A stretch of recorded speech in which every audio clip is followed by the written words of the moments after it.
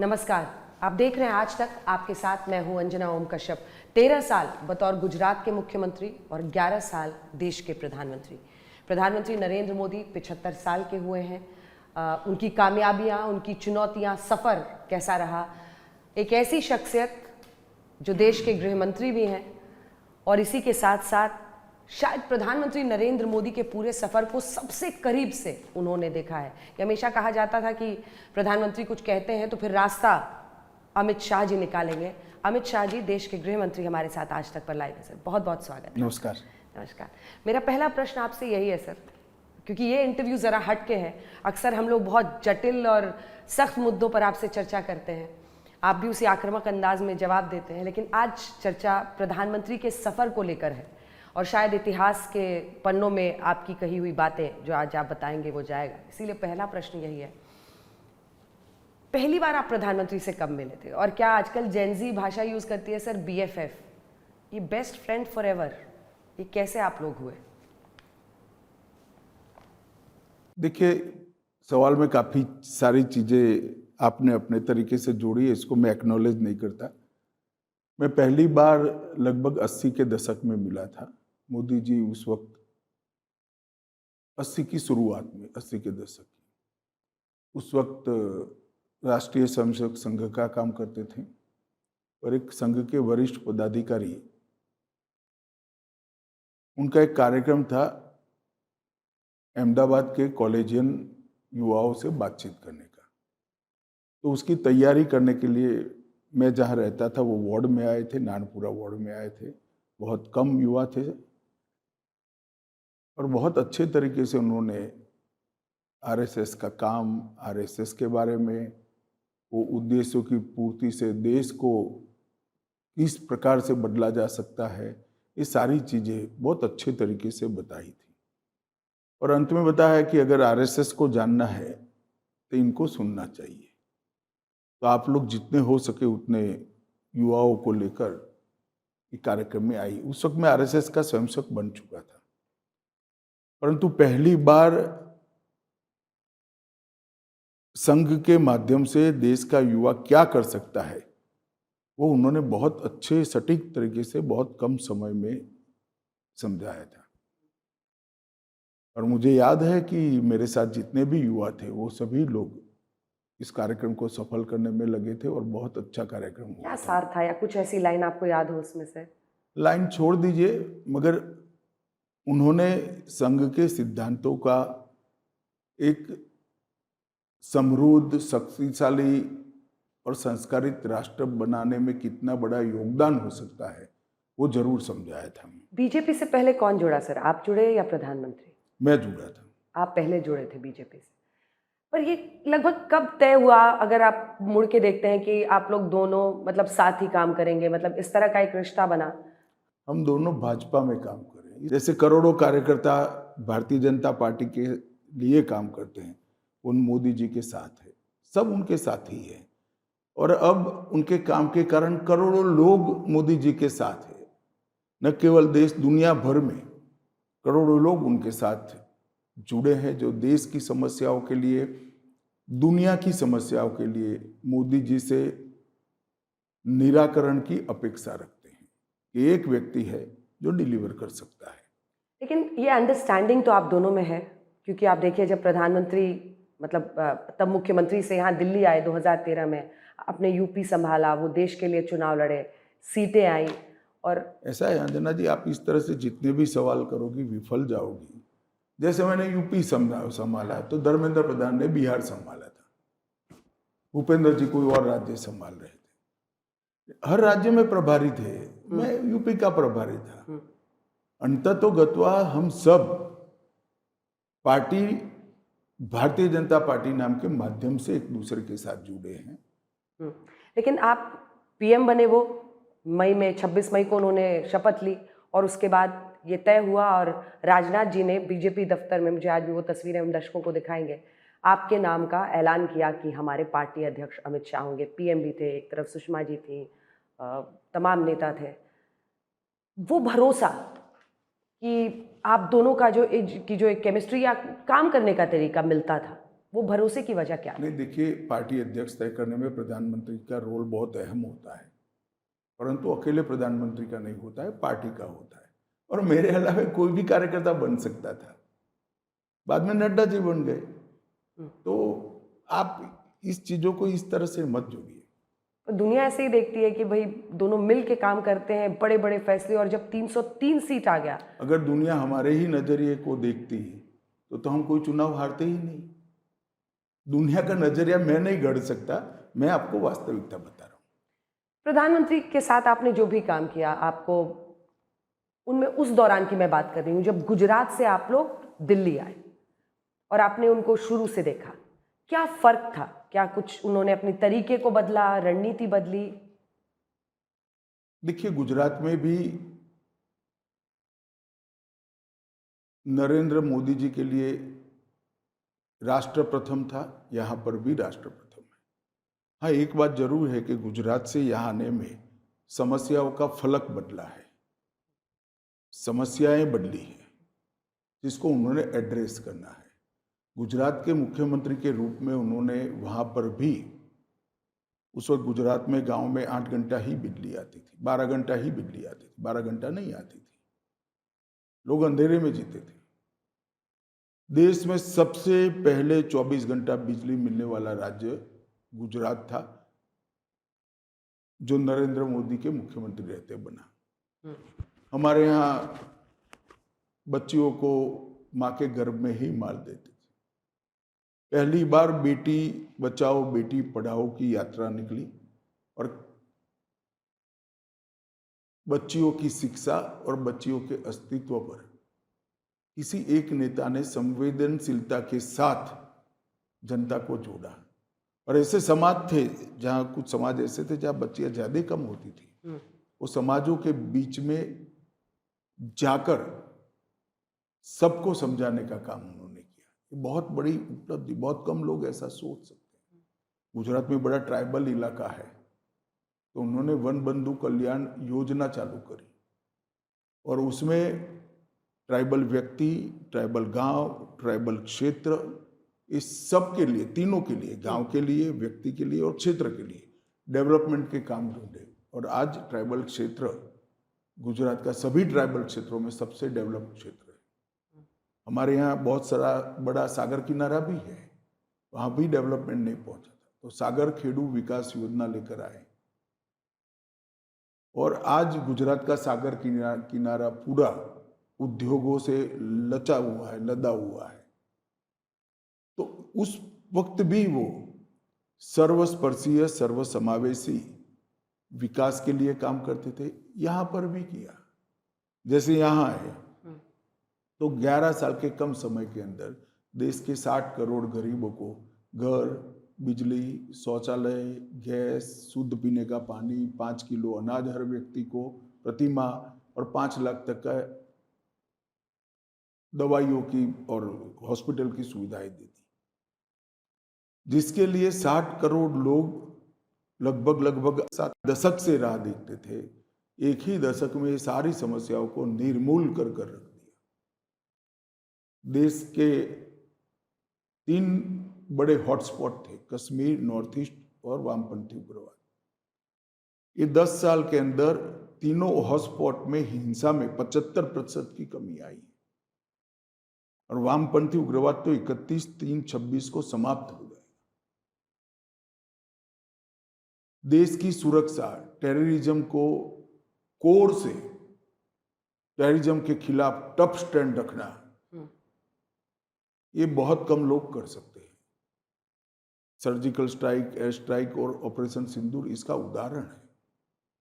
14वें number की economy आज 4थे number पर पहुंच गई और देखते देखते हम 3रे नंबर पर पहुंच जाएंगे। ये जो परिवर्तन है वो वहां पर भी हुए थे, यहां पर भी हुए थे। यहाँ आकर साइज और स्केल बदल गया, लेकिन आपने जितने काम एक विशाल फलक पर हुआ है। जी, आपने जितने काम गिनाए, अनुच्छेद 370 का हटाना कश्मीर से, नक्सलवाद के अंत की बात, सारथी तो आप ही बने इन फैसलों के। ऐसा नहीं है, मैंने कहा ना कि 11 नंबर के अर्थतंत्र 4 नंबर पर पहुंच गया, 4थे नंबर पर पहुंच गया, तो हमारे साथ ही काम करे। ऑपरेशन सिंदूर तो राजनाथ जी और मोदी जी के नेतृत्व में हुआ। ऐसा नहीं है। ये साझा रिस्पॉन्सिबिलिटी होती है, उपलब्धि भी साझा होती है, जिसका नेतृत्व तो नरेंद्र मोदी जी। गुजरात की आपने बात की सर, तो गुजरात की बात मुझे लगता है अधूरी रह जाएगी, क्योंकि जिसकी चर्चा सबसे ज्यादा होती है 2001 का 26 जनवरी का वो भूकंप, वो शायद सबसे बड़ा इम्तिहान था। और वहां से, क्योंकि उसके बाद फिर वो सीएम भी बने नरेंद्र मोदी जी, लेकिन भूकंप के दौरान का अनुभव क्या था? देखिए, मोदी जी देश में ऐसे पहले मुख्यमंत्री है और अब प्रधानमंत्री है जो पहली बार सीएम का शपथ हुआ तब पंच सरपंच का भी चुनाव नहीं लड़े थे। मोदी जी अपने जीवन में एक भी चुनाव नहीं लड़े, एमएलए भी नहीं थे, और सीधा मुख्यमंत्री बने। तो वो व्यक्ति जो कभी एक चुनाव नहीं लड़ा है, कभी एडमिनिस्ट्रेशन के अंदर सर नहीं खपाया है, इसको गुजरात जैसा समृद्ध राज्य चलाना बहुत बड़ी चैलेंज थी। और मुझे बरोबर याद है, मोदी जी नवरात्रि के आसपास मुख्यमंत्री बने, नवरात्रि के पहले या दूसरे दिन ही बने। और दीपावली के पहले उन्होंने पूरी योजना बना दी। भूकंप के क्षतिग्रस्त विस्तार सबको बूझे याद है, अगर अहमदाबाद तक भूकंप था, लगभग 18 जिले भूकंप से क्षतिग्रस्त जिले थे गुजरात के। मोदी जी जब संगठन का काम दिल्ली से करते थे तब भी बूझ जाते थे। उन्होंने वहाँ सारे मंत्री, सारे एमएलए, सारे एमपी, सारे सचिव और मुख्यमंत्री स्वयं दीपावली भूकंपग्रस्त एक एक तहसील में बिताने का तय किया। फिर एक मंत्री और एक सचिव को, एक विधायक और एक सचिव को एक तहसील की जिम्मेदारी दी कि भाई इसको आप 26 जनवरी के पहले क्लियर करें। अब सितंबर में तय किया और 26 जनवरी के पहले इतनी बड़ी समस्या का समाधान करना, क्योंकि सारे सचिव गए तब उनको मालूम पड़ा, फिर उन्होंने रिव्यू किया तो सचिवों ने ही बताया कि हमारा ये सर्कुलर गलत है, ये सर्कुलर में इसके कारण नीचे तक पहुंचता नहीं है। तो मोदी जी ने कहा भाई आपने ही बनाया है, सुधार लो इसको। तो सारी समस्या का जो समाधान था 15 दिन के अंदर ही हो गया, और 26 जनवरी को पूरे देश के मुंह से ये निकला था कि गुजरात भूकंप से उभर चुका है। खैर पुनर्वसन का काम 2-3 साल तक चला, परंतु मलबे के ढग थे, बड़े बड़े कई प्रकार के ऐसे दृश्य थे, वो सारा साफ सूफ होकर नीतियाँ स्पष्ट हो चुकी थी, पुनर्निर्माण शुरू हो चुका था, इंडस्ट्रियल इन्वेस्टमेंट शुरू हो चुका था। ये पूरा परिवर्तन इतने कम समय के अंदर। अब वापस दिल्ली में आते हैं, क्योंकि आप अध्यक्ष उस वक्त बने और आपके नेतृत्व में 2019 का चुनाव लड़ा गया, 303 सीटें आई। लेकिन फिर ये फैसला कि अब आप गृह मंत्री बन जाइए, ये पीएम का फैसला था? पार्टी का होता है, अगर मंत्री कौन बनेगा उसमें प्रधानमंत्री जी का मुख्य से रहता है, इनका प्रेरोगेटिव। और फिर उसके बाद से जितने बड़े ये फैसले थे, वो सब फैसले लेने का मतलब ऐसा था क्या कि इस बार हमें बहुत अच्छी मेजॉरिटी मिली है, अपने दम पर 303 है, तो जो हमेशा से बीजेपी के मैनिफेस्टो में रहते थे वो सारे काम एक के बाद, और उसी दौरान ट्रिपल तलाक कानून भी आया, तो ये फैसला था कि आप दोनों का? ये सारे काम कभी ना कभी होने थे। श्यामा प्रसाद मुखर्जी जब अध्यक्ष थे तब से सारा हमारा एजेंडा था। अडवाणी जी अध्यक्ष थे तब से हमने राम जन्मभूमि का पालमपुर अपने हिमाचल में राष्ट्रीय कार्यकारिणी में प्रस्ताव किया थे। कोई गोपनीय चीज नहीं थी। अनुकूल समय आया, मोदी जैसा नेता मिला जो अड़ीग है, समस्याओं का समाधान कर सकता है, लड़ सकता है, कंट्रोवर्सी झेल सकता है, तो पार्टी ने तय किया था, वो मोदी जी ने कर दिखाया। और बहुत अच्छे तरीके से आज जिस समस्याओं को लेकर, जिस हमारे वादों को लेकर देश में विपक्ष और मुख्यत्वे कांग्रेस पार्टी और उनके साथी ये कहते थे ये होगा तो खून की नदियां बह जाएगी, ये होगा तो दंगे हो जाएंगे, ये होगा तो माइनॉरिटी ये कर, सारा हो गया, कुछ नहीं हुआ है। इतना नेगेटिव कैंपेन चलाया था, सारे के सारे लोग एक्सपोज हो चुके हैं आज। पर जब ऐसी बात होती थी तो आप लोगों को भी ये रिस्क फैक्टर इन तो करते ही होंगे कि हो सकता है इसके खिलाफ लोग उतरे, तो पीएम इस पे क्या कहते हैं? देखिए, प्रधानमंत्री जी ने हमेशा कहा है जो वादा है वो पूरा करना चाहिए, और इसके कारण जो समस्याएं होती है उसका समाधान करना पड़ेगा, इससे जूझना पड़ेगा। मोदी सरकार के 11 साल में आपकी नजर में और करीब से चुकी आप काम कर रहे थे, सबसे चैलेंजिंग टाइम कब आया और कैसे उसको फेस किया? मुझे लगता है कोविड प्रबंधन वो सबसे चैलेंजिंग समस्या थी। उस वक्त देश भर के, दुनिया भर के पंडितों को लगता था कि भारत जैसा देश कोविड का मुकाबला कैसे करेगा, क्योंकि हम सब जानते थे उस वक्त हमारी स्वास्थ्य इंफ्रास्ट्रक्चर अभी इतना अच्छा नहीं हुआ था। कोविड के बाद में मोदी जी ने कॉन्सेंट्रेट करके उसमें आमूलचूल परिवर्तन करा है, परंतु स्वास्थ्य इंफ्रास्ट्रक्चर हमारा इतना अच्छा नहीं था, सब लोग ऐसा मानते थे। मगर कोविड होने के बाद, सब समाप्त होने के बाद सब कहने पर सबसे अच्छा प्रबंधन भारत ने किया।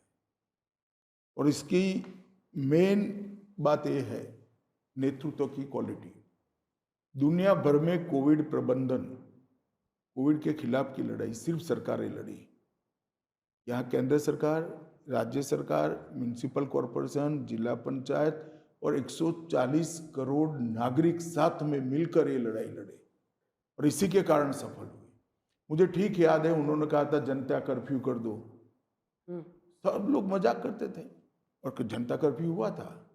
130 करोड़ की आबादी रोड पर नहीं निकली थी एक दिन, कोई सर्कुलर नहीं था, कोई लॉकडाउन नहीं था, मगर वो मन बनाकर लॉकडाउन किया। फिर दिया जलाने से कोविड चला जाएगा, सारे वामपंथी भाई हम पर टूट पड़े थे। घंटी बजाने से कोविड चला जाएगा, उनको मालूम नहीं था कोविड के खिलाफ लड़ने की एक प्रकार से जनता का मन बनाने की एक कवायद है। जो जनता के बीच में रहते हैं, संगठन के शास्त्र को समझते हैं, वो ही समझते हैं कि लड़ाई के अंदर सबको इन्वॉल्व करना पड़ता है, अकेले नहीं लड़ सकते। और मोदी जी ने बहुत अच्छे तरीके से ये किया। एक बार उन्होंने सारे डॉक्टर, सारे सीएपीएफ के लोग, सारे पुलिस के जवान जो ड्यूटी करते करते मरे थे, उनके सम्मान में भी कार्यक्रम किया और देश भर की जनता ने इसको किया। तो एक प्रकार से बहुत बड़ी उपलब्धि थी। सबसे पहले रस्सी बनाने के लिए, मतलब अपना वैक्सीन बनाने के लिए कमेटी गठित कर दी, रिसर्च करने वालों को लगाया। भारत सबसे पहले रस्सी बनाने वाले 2-3 देशों में एक था। और फिर चैलेंज था कि 130 करोड़ लोगों को कैसे रस्सी पहुंचाना, रस्सी मतलब वैक्सीन देकर फिर उसको सर्टिफिकेट देना। टेक्नोलॉजी का उपयोग कर कर सभी को वैक्सीन भी दिया और उसका सर्टिफिकेट भी मोबाइल पर भेज दिया। अमेरिका जैसे देश में भी सर्टिफिकेट लेने में 1.5 महीना लग गया था और हमारे यहाँ वैक्सीन होते ही सर्टिफिकेट मिल जाता था। और सब जगह वॉलंटियर्स लगे थे, सब जगह सरकार के लोग लगे थे, सब जगह सभी दलों के लोग लगे थे। कम से कम 35 से ज़्यादा वीडियो कॉन्फ्रेंस करी थी मुख्यमंत्रियों के साथ, राज्यपालों के साथ, कर्मचारियों के साथ। तो ये जो लड़ाई है, और दूसरे चरण का जब कोविड का लहर आया तब मुझे बराबर याद है देश में ऑक्सीजन की कमी हो गई थी। हमारी उत्पादन करने की जितनी क्षमता थी इससे 9 गुना रिक्वायरमेंट हो गई थी। मोदी जी ने दिन रात कर ऑक्सीजन की कमी के साथ पूरी सरकार, पूरी राज्य सरकारें, इंडस्ट्रीज, सब लोग लड़े। दुनिया भर से कई प्रकार के ऑक्सीजन को भरने के सिलेंडर्स रातों रात इंपोर्ट किए गए, सेना को लगाई गई, ट्रेन के अंदर रातों रात इसके डिब्बे बनाए गए, अलग लाइन चली। और ये सारा परिवर्तन आपको कुछ घंटों में करना होता था और एकदम सुचारू रूप से करा। तो क्राइसिस मैनेजमेंट पूरी दुनिया में अगर किसी को सीखना है तो भारत का कोविड प्रबंधन और मोदी का नेतृत्व सीखना पड़ेगा, स्टडी करना पड़ेगा। और कोई ऐसा अच्छा अनुभव जो, मतलब जैसे ये तो सबसे चुनौतीपूर्ण, चैलेंजिंग था, इससे अच्छा क्या अनुभव हो सकता है? करोड़ों लोगों की जान बच गई, करोड़ों लोगों की जान बची। कई बार मुझे याद है कि एम्स से गांव, देश के छोटे से छोटे गांव में टेलीफोनिक कंसल्टेशन एक्सपर्ट्स करते थे। एम्स ने 25 से ज़्यादा बार कोविड के इलाज के प्रोटोकॉल जो नए नए दुनिया भर में ढूंढ लिए गए उसको लेकर आगे बढ़ाने का काम किया। वीडियो कॉन्फ्रेंसिस हुए, राज्य के अस्पतालों के डॉक्टरों का, नर्सिस का ट्रेनिंग किया गया। ये सारा इतने अल्प समय में किया गया। मैं तो मानता हूं कि जो मैनेजमेंट स्टडी करना चाहते हैं उनको भी ये देखना चाहिए, जो आपदा को अवसर में कैसे बदला जा सकता है उसका स्टडी करना चाहिए, उनको भी ये देखना चाहिए। और जनता और सरकार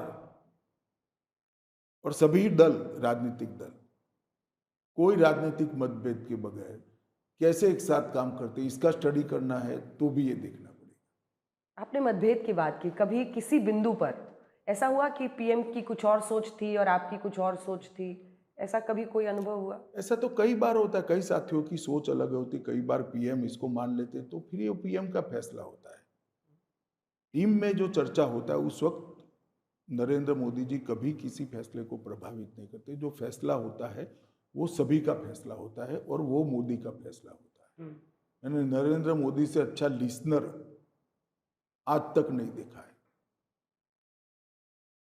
मैं कई अन्य दलों की सरकारों की कैबिनेट में इस तरह का बोलने का स्वतंत्र, कैबिनेट के अंदर अंजना जी को इंटरव्यू देने के लिए नहीं, कैबिनेट के अंदर बोलने की स्वतंत्रता किसी को नहीं है। और सबकी प्रधानमंत्री सुनते हैं। जी निश्चित सुनते हैं, फिर निर्णय तो स्वाभाविक रूप से नेतृत्व तो करता है। हाँ। अगर पूरे सफर को देखें पीएम के, तो कुछ ऐसा आपको लगता है कि कोई सबक है जो मतलब उनके किसी अनुभव से कोई ऐसा सबक है जो सबको समझना चाहिए? देखिए, नरेंद्र मोदी जी के अंदर का विद्यार्थी 75 साल की आयु में भी जिंदा है, ये सबसे बड़ा सबक है। जिसकी सीखने की वृत्ति खत्म हो जाती है वो कभी ना खुद आगे बढ़ सकते हैं ना अपने संगठन को आगे बढ़ाते।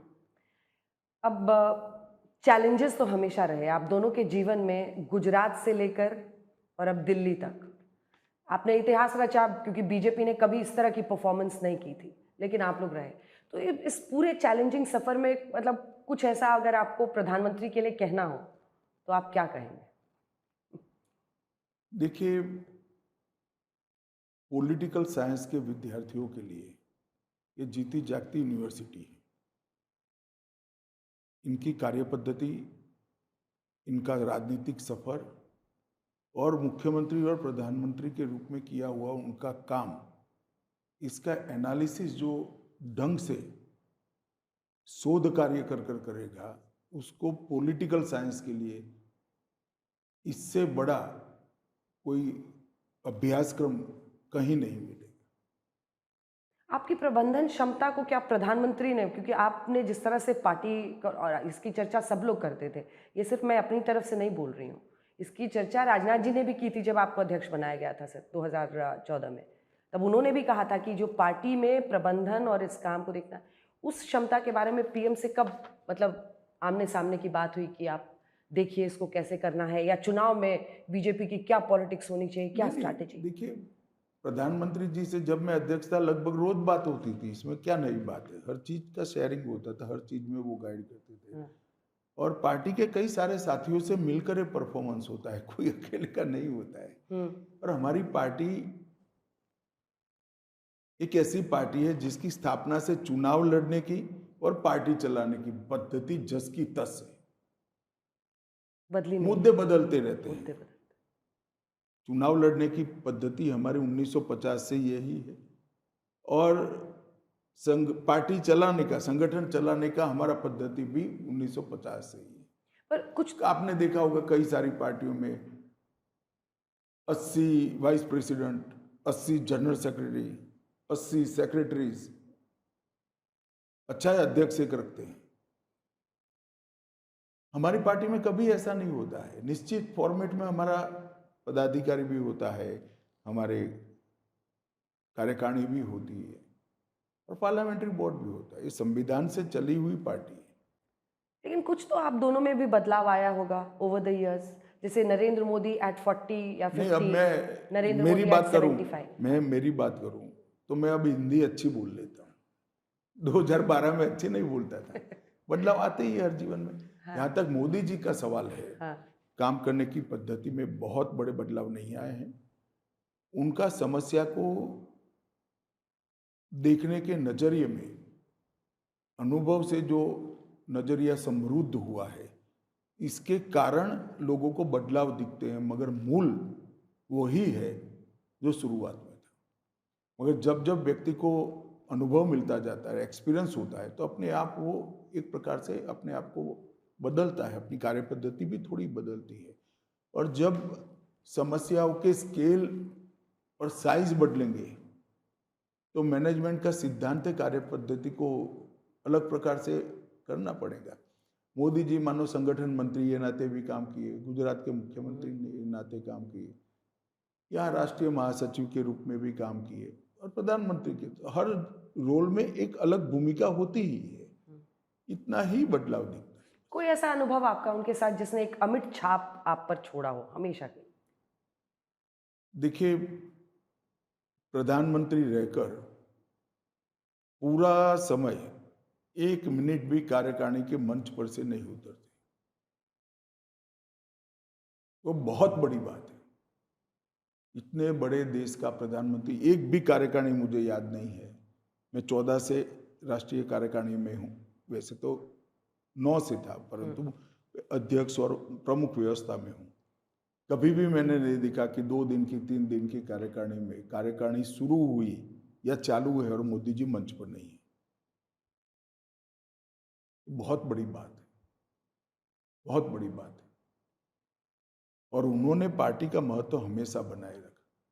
कई सारे प्रधानमंत्री हर दल के हैं, इसमें कोई बुरी बात भी नहीं है। पार्टी का पार्लियामेंट्री बोर्ड का मीटिंग प्रधानमंत्री के निवास पर होता था। मोदी जी के प्रधानमंत्री बनने के बाद सारे पार्लियामेंट्री बोर्ड की मीटिंग मुख्यालय पर होता है। तो ये इनके नेतृत्व का बहुत मजबूत पक्ष है कि पार्टी को वो प्रधानमंत्री बनने के बाद भी अहमियत देते हैं। आपने इतने दिन उनके साथ काम किया, आपको क्या रीड आपने किया? प्रधानमंत्री के लिए सबसे इंपॉर्टेंट चीज क्या है?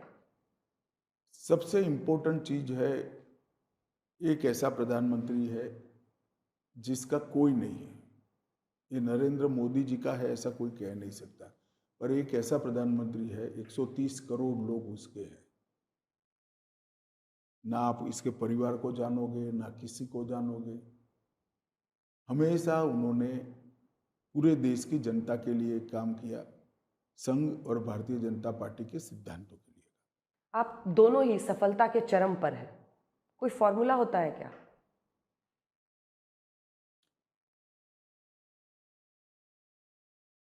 मैंने कम से कम इतना सीखा है कि पार्टी कहे वो करते जाओ, बस जो पार्टी कहे वो करते जाओ। करते जाओ तो तो अपने आप ही लोग रास्ता- पार्टी है? नहीं, ऐसा नहीं होता है, ये आपकी व्याख्या है।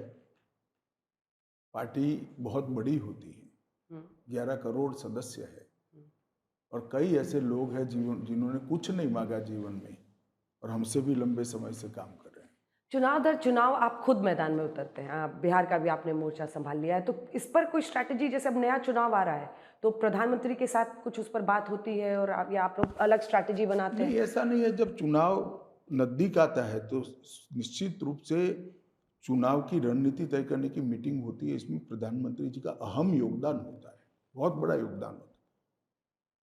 इतना बड़ा अनुभवी नेता एक पार्टी के पास होना बहुत बड़ी बात है, तो उनका योगदान होता ही है। मगर पार्टी का चुनाव जब आता है तब सभी कार्यकर्ता लगते हैं।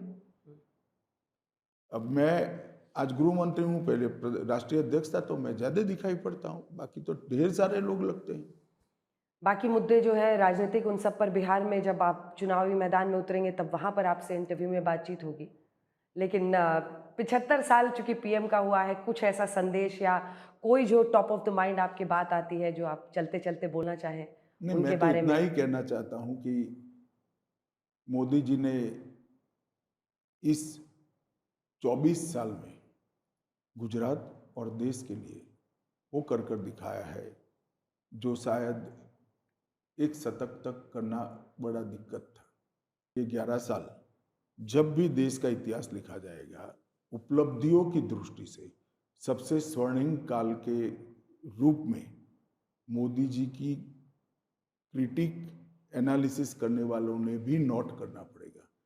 चाहे आर्थिक सुधार की बात हो, अर्थतंत्र की उपलब्धियों की बात हो, देश का सुरक्षा का क्षेत्र हो, चाहे विदेश नीति में रीढ़ की हड्डी डालने की बात हो, शिक्षा नीति नई बनाने की बात हो, 3 नए अपराधी जगत के अपराधी क्रिमिनल जस्टिस सिस्टम के कानून बनाने के ढेर सारे लोगों में, और सबसे बड़ी उपलब्धि है उन्होंने 2047 के लिए 140 करोड़ लोगों को महान भारत बनाने के संकल्प के साथ जोड़ दिया है। तो ये कारवां चलता ही रहेगा।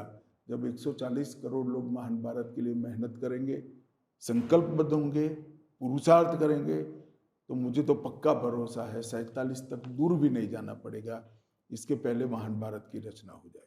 गृहमंत्री अमित शाह जी, आप आज तक पर आए और प्रधानमंत्री के बारे में आपने अपने अनुभव और किस तरह से आप दोनों काम करते रहे और क्या आप सोचते हैं या उनकी क्या चैलेंजेस है, इन सब पर आज तक से बातचीत की। उम्मीद है कि जल्दी ही एक अच्छा पॉलिटिकल इंटरव्यू भी आपके साथ करेंगे, लेकिन फिलहाल इस बातचीत में आपका बहुत धन्यवाद। धन्यवाद। देश दुनिया की बाकी खबरों के लिए देखते रहिए आज तक।